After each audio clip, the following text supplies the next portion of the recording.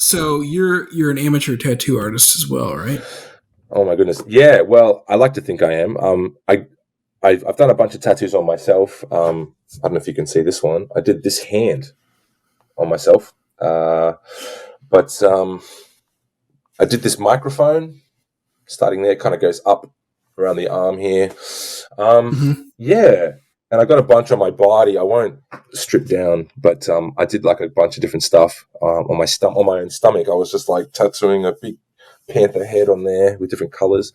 But yeah, I just kind of got into it because I've always been into tattoos since I was 18, and I started getting tattoos. I think that was my first one, that star, and then like 6 months later, I got another one, and just piece by piece, got like a half sleeve in Japan, and Wow. just yeah. And now I'm pretty much, most of me is covered except for like my lower back and probably a little bit of the back of my legs, but I'm pretty much covered like mostly. So yeah, but I'm not gonna show my body off to to my parishioners. That's for your wife only. That's right. You're a funny man. But you know what? But the truth of it is, I just got sick of paying for tattoos. Like, they cost a fortune. I don't know what they're like in America, but in Australia, they're about, the Australian dollar, they're about $120 an hour, which is about, I don't know, $60 an hour to get a tattoo. And when you're getting like a whole session for like 6 to 8 hours, it adds up, you know? And in the end, I just was like, I took the plunge and I just bought some machines, and I started teaching myself. I was able to draw, so I'm a reasonably good drawer and artistic. And so after a while, just got enough gear, bought a scanning machine, what do you call it? A carbon machine. Had enough machines. And so, yeah, I'm just using traditional coil machines, and just using, sometimes I draw my own design, sometimes I do others, and I just ended up teaching myself. I watched a bunch of YouTube videos on how to do it, and after a while, I bought some good ink, and just away I went. And I've done about 14 tattoos on myself, just kind of on my legs, and yeah. Now look, some of them are Christian, some of them are like a bit of pop culture. Like, I don't know if there's you can see there's Knuckles and Tails is in there. I don't know if you can see that. Got the angry cat, Bushy, Mario. That's great. But you're not a real Lutheran until you get one of these bad boys, right? Oh yeah. But look, you know what? And like, what's really cool, Micah, is like, I've never had pushback from a Lutheran who said, why, like, how can you have tattoos? Like, what's wrong with you? I've only ever had pushback from one gentleman, and I found out later that he wasn't actually a Lutheran. He was a Methodist / ex-Wesleyan or something. And I thought, very strange, yeah. And so I never once got questioned about my tattoos going through seminary. And I think that's because they know what they're looking for when they form pastors. They're like, so what if this guy's got tattoos? Does this person have substance? Does this guy love his wife? Does he serve faithfully at church? Is he willing to suffer for others? Does he love his neighbor as himself? You know, all this stuff. So having tattoos just never came up, but I did write a paper on it, and really it's just a Christian freedom. You know, Romans 14 is kind of like the main thing. You know, so after a while, I just got so much into them that I was like, I'm going to buy some machines, and I've got enough gear to just do my own thing. I've done a couple tattoos on other people, and I thought about starting like doing it more often, but what I found is it needs to be constant. Like, you need to be doing it a lot to constantly get better and have the gear prepared. Otherwise, you do get a bit rusty. So I know how to do it, and I've done a bunch, and I would do it if I wasn't doing full-time ministry. Like, you know, I would just do tattoos for free for other people, like, because I don't need to get paid for it. I went and did my infection prevention course, which we do. You'd probably do the same thing in the States. There'd be a similar course. So pretty much, I can guarantee that you won't get an infection.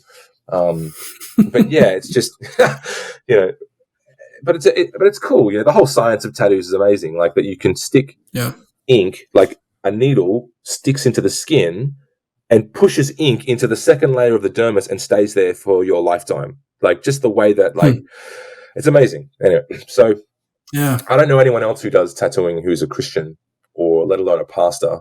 But I started doing a few friends. I did about 3 or 4 friends, and I thought, since I've come to Hobart, I haven't had a chance to do any, but I still got all the gear. So when you're in Hobart, Micah, just get permission from your wife, and we'll do that whole back piece.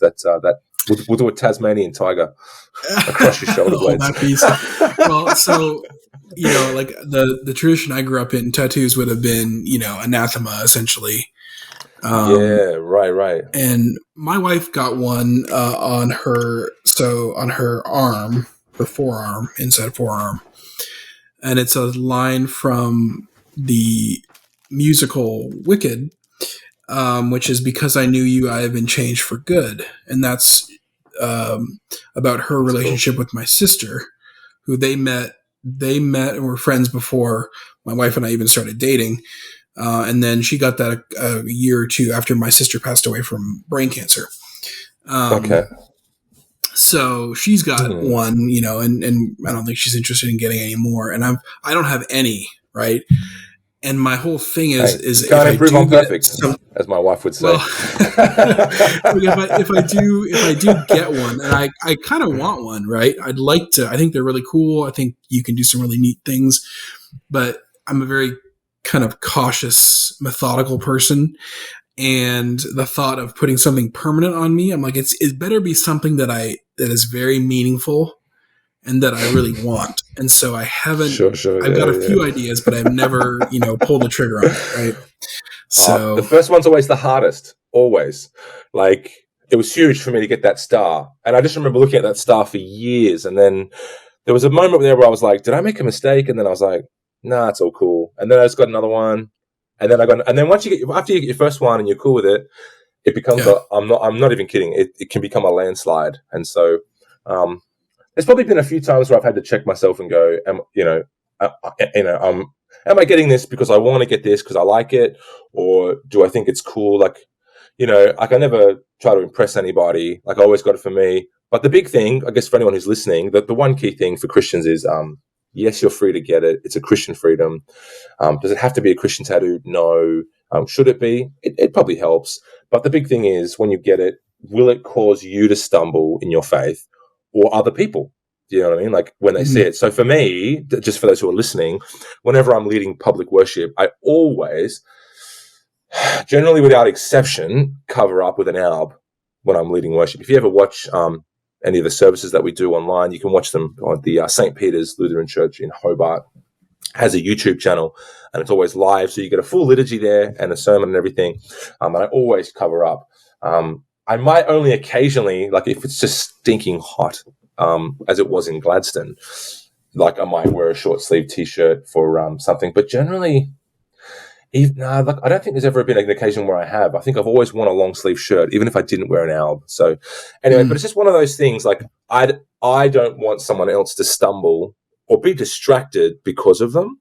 So that's just it's just something I have to be considerate of. But again, I've never had a complaint. I've never had someone go, "Oh, why do you do that?" or "This is wrong." Or generally, this is just what I found, Micah, is like the Lutheran Church has very mature Christians. Just my observation, my opinion. I don't know. What, like, have you found something similar to that? What do you think?